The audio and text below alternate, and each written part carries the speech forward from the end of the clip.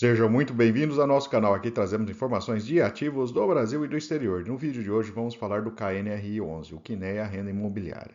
Trata-se de um fundo imobiliário com um portfólio misto, então uma combinação entre lajes corporativas e galpões logísticos. O fundo tem apresentado um nível de liquidez impressionante nos últimos tempos.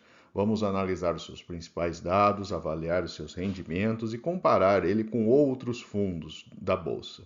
Se o vídeo ajudar em seus estudos, fique à vontade para curtir, compartilhar e se inscrever em nosso canal.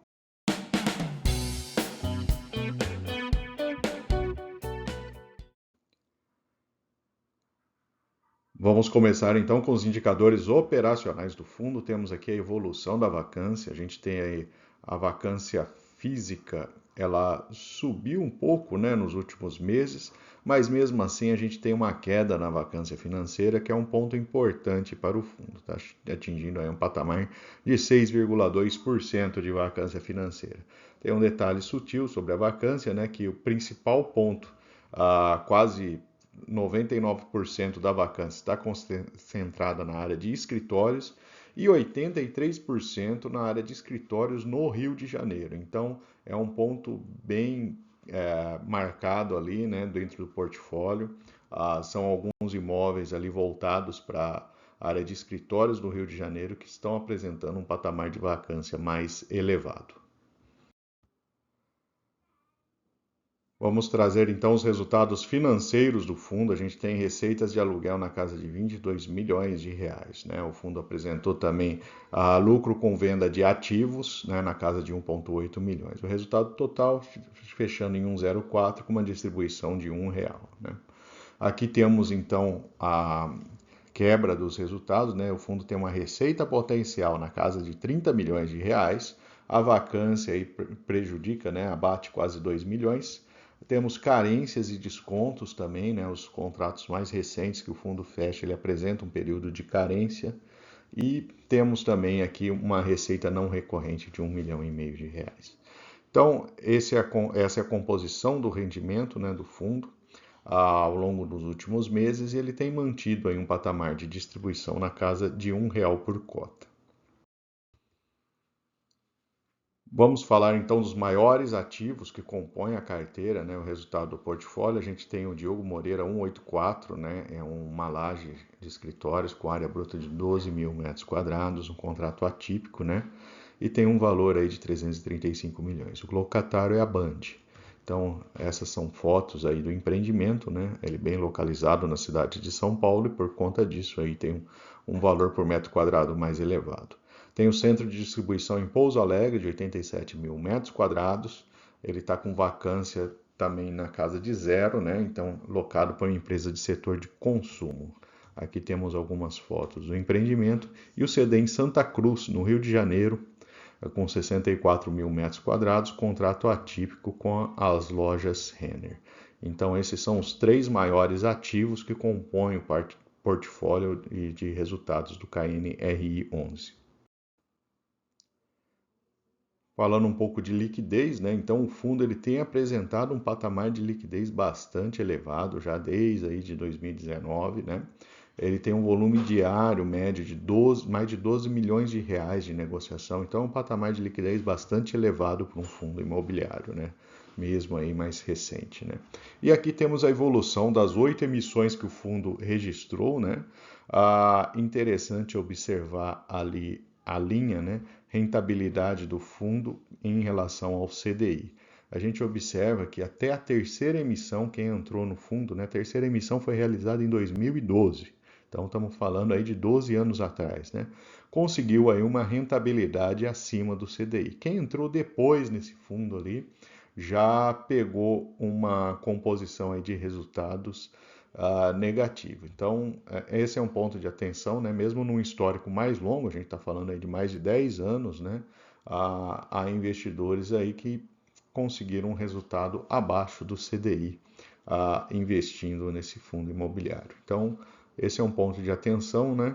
A gente observa ali que, de fato, quando você fala num longuíssimo prazo, né?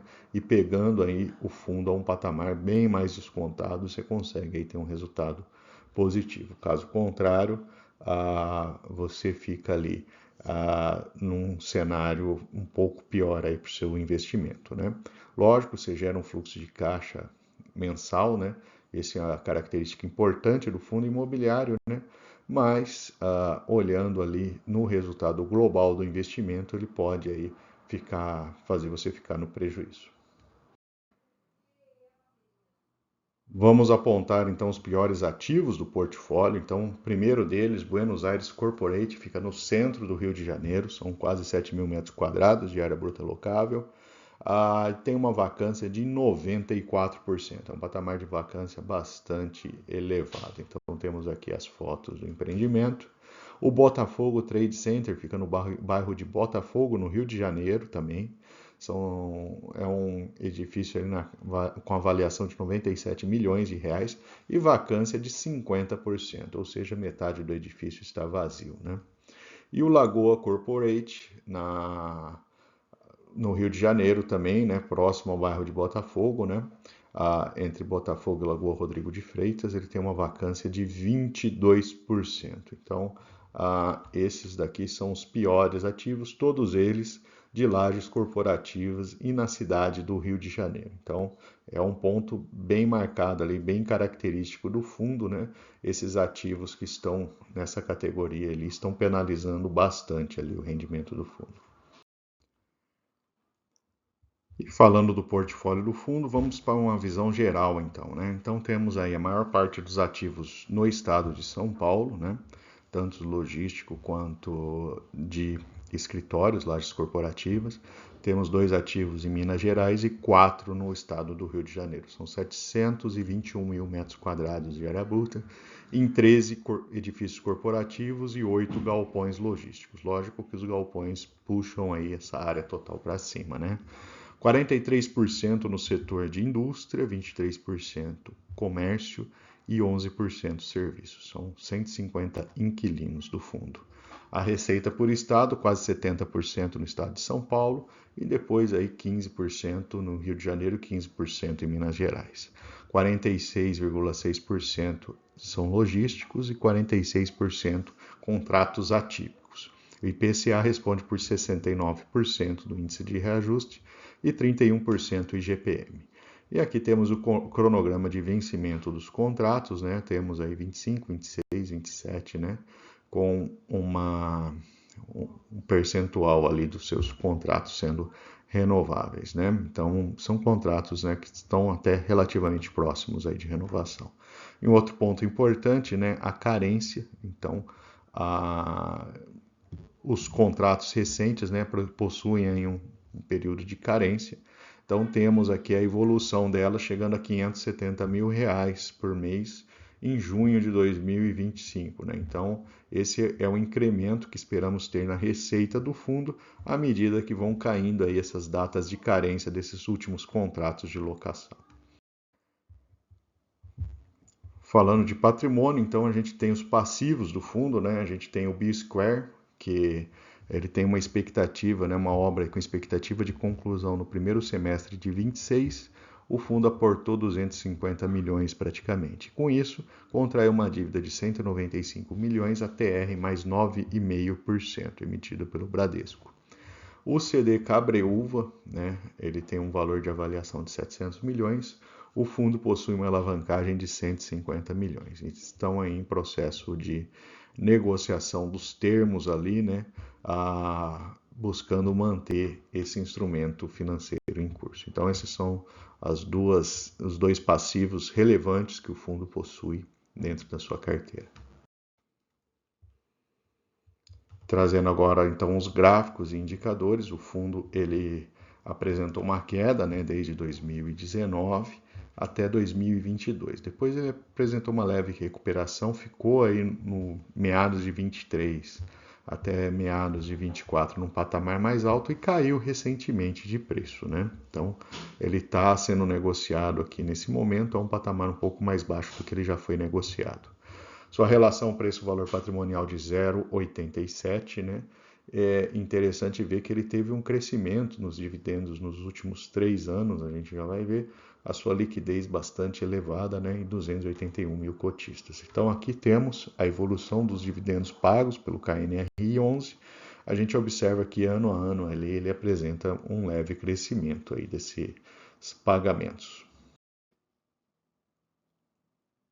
E vamos para a nossa tabela de comparação, então trazendo a KNR11 com os maiores fundos de lajes e logísticos da Bolsa, né?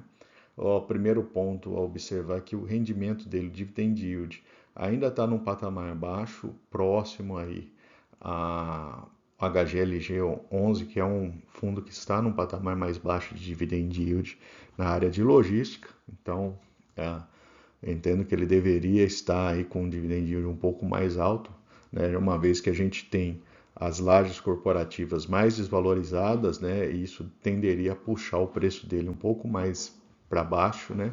Fazendo o dividend yield dele crescer, né? O dado positivo é que ele teve crescimento no pagamento de dividendos, né? 6% é o melhor dessa tabela. A sua liquidez é mais alta, né? É um número de cotistas elevado que ele possui. Lógico que ele não bate os dois principais fundos de logística, mas é um patamar bastante interessante. Sua taxa de administração também é um pouco mais alta do que os demais. Olhando o histórico de investimento, quem investiu há 1 e há 2 anos atrás, né, há 1 ano ficou no negativo, então perdeu ali, né? E quem investiu há 2 anos ficou um pouco abaixo da inflação do período, ou seja, uma perda também, né? Praticamente quase empatando com a inflação, né? Você não teve rendimento, aumento de poder de compra de fato em investir há 2 anos atrás nesse fundo. E por fim, os pontos positivos e negativos para investimento no KNRI11. Do lado positivo é o portfólio misto de lajes e logística. Tem uma queda na vacância financeira do fundo, isso daí é um dado bem positivo. Excelente nível de liquidez. As carências em contratos previstas até junho de 25 devem trazer melhoras nos aluguéis, né? Então já está contratado esse aumento da receita de aluguel. O crescimento do dividend yield nos últimos anos também foi positivo. Do lado negativo, a vacância concentrada em lajes, em especial no Rio de Janeiro, então é um setor bastante complicado, né? Depende de uma melhora significativa do cenário do Rio de Janeiro para recuperar um pouco essa vacância. Então esse é um ponto aí bem crítico do fundo. Se a gente olha o histórico de emissões, né, somente quem investiu até a terceira emissão, que foi em 2012, conseguiu resultados melhores que o CDI no período. Então, a gente observa ali que, como histórico de investimento, né, só quem investiu há muito tempo consegue ter um resultado bom. Ele tem 345 milhões em alavancagem e um dividend yield, mesmo crescendo nos últimos anos, ainda está em patamar baixo se comparado com outros fundos da Bolsa. E vou aproveitar para deixar nossa playlist de fundos imobiliários. Lá você encontra diversos ativos. E fique à vontade também para curtir, compartilhar, comentar o que você achou desse vídeo. E se você não for inscrito, também deixarei o link aqui para você se inscrever em nosso canal.